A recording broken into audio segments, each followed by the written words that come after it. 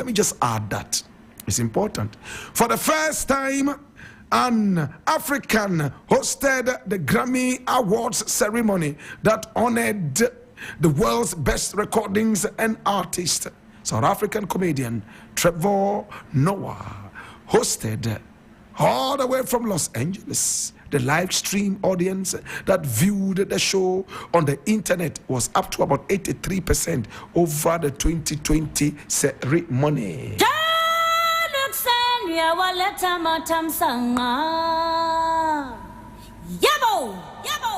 This is the African History class. And today, we're talking about a beautiful 13-year-old girl you see here. Claudette Colvin. Claudette Colvin. Hey, very beautiful, right?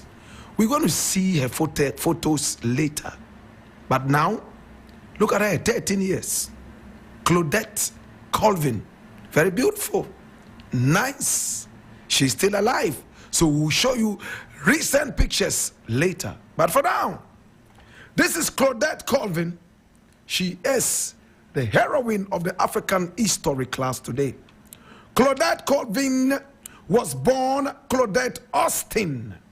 In fact, in Montgomery, in Alabama. In America, they say Alabama. Alabama.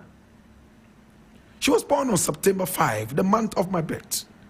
In 1939, her mother was called Mary Jane Gatson, and her father was C.P. Austin.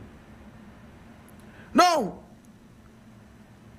she was a very, very wonderful girl. In fact, her mother was unable to financially support her children. Therefore, she abandoned all her children, including our heroine for today. She was abandoned because the mother couldn't take care of them. Father was not rich, so they were abandoned. Colvin and her younger sister, Delphine, were taken in by their great aunt and uncle, Mary Ann and Q.P. Colvin. That was how she changed her name from Colvin, I beg your pardon, from Austin to Colvin. She was originally born Claudette Austin, named after her father. But after she was abandoned by the father and mother in poverty and taken in by her auntie and uncle, she decided to take out the name Colvin, I beg your pardon, Austin, and take the name of her uncle, Colvin. My brother, my sister, she lived in Pine Level, a small country town in Montgomery County, the same town where Rosa Parks grew up. When Colvin was 8 years old, they moved to King Hill, a poor black neighborhood in Montgomery, where she spent her life, my brother, my sister, doing a lot of things that interested her. Now, 2 days after Colvin's 13th birthday, Delphine died of polio. In fact, her sister died of polio. She was abandoned alongside her sister by her mother and father. And after her 13th birthday, when she took this picture, her sister died of polio. Not long after, in September 1952, our heroine for today, Claudette, started attending Booker T. Washington High School. Despite being a good student, she had difficulty connecting with her peers in school due to grief, abandoned by the parents, and sister dying of polio. She was left alone in the world. She was also a member of the NAACP Youth Council, where she formed a close relationship with her mentor, Rosa Parks. Do we all remember Rosa Parks? She refused to get up and give a seat on a bus to a white person, because in those days, black people were not supposed to be sitting down. They were supposed to be standing up in a bus, and white people would be seated. And if a black person did sit down and a white person did come in and there was no other seat, the black person was supposed to vacate the seat and the white person would take it. My brother, my sister, in 1955, Colvin was a student at the segregated Booker T. Washington School in the city. She relied on the city's buses to get to and from school because her family did not own a car. Majority of customers on the bus system were African American, but they were discriminated against by its custom of segregated seating. Colvin was a member of the NAACP Youth Council and had been learning about the civil rights movement in school. And on March 2, 1955, she was returning home from school when she boarded a Highland Gardens bus and sat down near an emergency exit in the middle row. Now, if the bus became so crowded that all the white seats in the front of the bus were filled until white people were standing, any African Americans in the bus were supposed to get up from nearby seats to make room for whites, move further to the back, and stand in the aisle if there were no free seats in that section. And when a white woman got on the bus and was left standing in the front, the bus driver, by name Robert W. Clare, and Clare is spelled C-L-E-E-R-E, commanded our heroine for today, Claudette Colvin, and 3 other black women in her row to move to the back. The other 3 moved, but another black woman, Ruth Hamilton, who was pregnant, got on and sat next to Colvin, Claudette. The driver looked at the women in his mirror.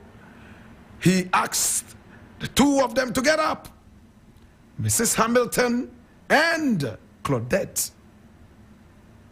And she told the driver that she was not going to get up. In her own words, she said, he asked us both to get up. Mrs. Hamilton said she was not going to get up and that she had paid her fare and that she didn't feel like standing. So I told him I was not going to get up either. So he said, if you are not going to get up, I will get a policeman. The police arrived and convinced a black man sitting behind the 2 women to move so that Mrs. Hamilton could move back because she was pregnant. But Claudette still refused to move. She was forcibly removed from the bus and arrested by 2 policemen, Thomas J. Ward and Paul Headley.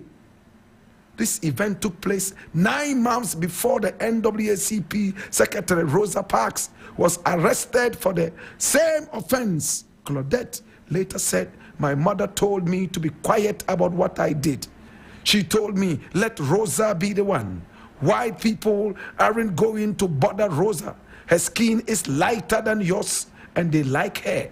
Colvin did not receive the same attention as Parks, Rosa Parks, for a number of reasons. She did not have good hair. She was not fair-skinned. She was a teenager and she was pregnant at the time. The leaders in the civil rights movement tried to keep up appearances and make the most appealing protesters the most seen.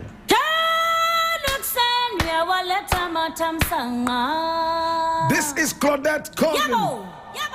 How she looks now. She was said not to look beautiful.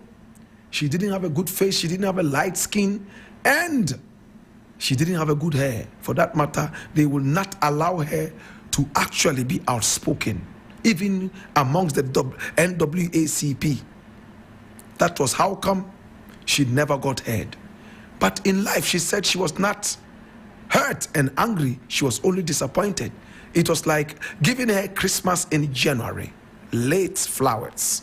But today she's recognized as one of those that push for the civil rights bars conduct boycott that we call the Montgomery bus boycott. My brother, my sister, her actions helped to cancel that segregation act against black people on the bus.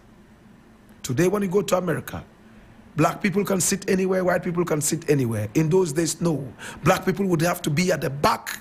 And if any white people came and all seats were occupied, they had to stand up and give their seats to white people. Today, because of our heroine for today, at the age of 15 at the time, Claudette Colvin, originally born Claudette Austin, Rosa Parks, Mrs. Hamilton, and a few others, my brother, my sister, today we are free to move around.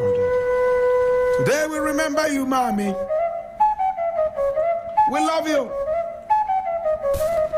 And to Rosa Parks and the rest of them who have passed on, them refer and to those of us who are still alive, Claudette Austin, now called Claudette Colvin, we want to say thank you so much for the love you have shown us all this while.